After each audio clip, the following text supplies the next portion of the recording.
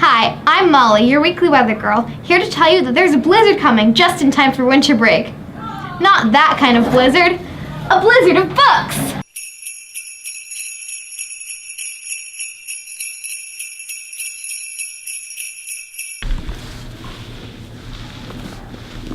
Hey, wait!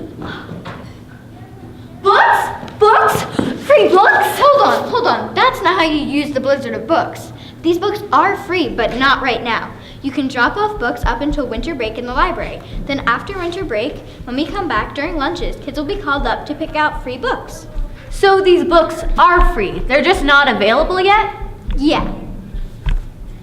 You should drop off some books so that there can be more for everybody. Perfect. Can I donate this book? Of course. Thank you for actually using the blizzard of books correctly.